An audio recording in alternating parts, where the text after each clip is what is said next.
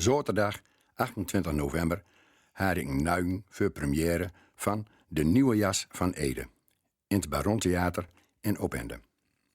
Een drietal muzikanten met Marieke Klooster als zangeres brachten latjes van Ede Stol. Hoe gut man, wat was dat een mooi stuk muziek. Maar dat terzijde, het gaat heel ergens aan om.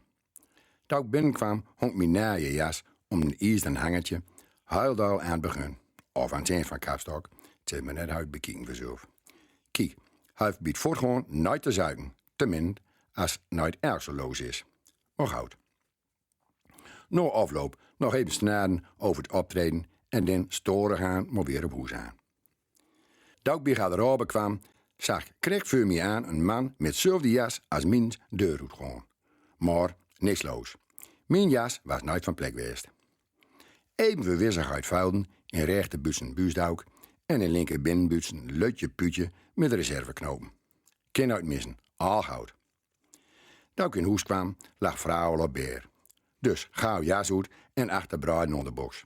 Verduld, was dat nou? Dat is mijn jas nooit. Kroeg is even aans, maar wieder geen verschil. Belden, misschien is er nog een. Antwoordapparaat. Op dit moment zijn wij gesloten.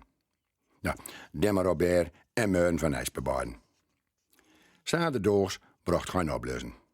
Er had geen aanbeld over een verkeerde jas. Nou ja, ook niet zo slim vanzelf. Een jas van dat in te zien. Ook nee, kreeg mijn eigen. En, ach, zo dacht hij aan de man misschien ook wel.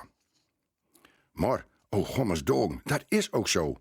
Wat had ik nog in mijn rechter binnenbuits? Een briefje van toneelverein met tekst dat ik uit kop leren moet. Lieverd, als je dit leest, ben ik met jouw vriend vertrokken. We hebben een slippertje gemaakt en ik ben inmiddels 4 maanden zwanger. Dus kon het vertrek niet langer wachten. Ik heb het geld van de bank gehaald en beiden inmiddels ook een ander telefoonnummer. Haal even diep adem en wees lief voor de kinderen. Het gaat je goed. En, oh ja, ik stuur je een geboortekaartje.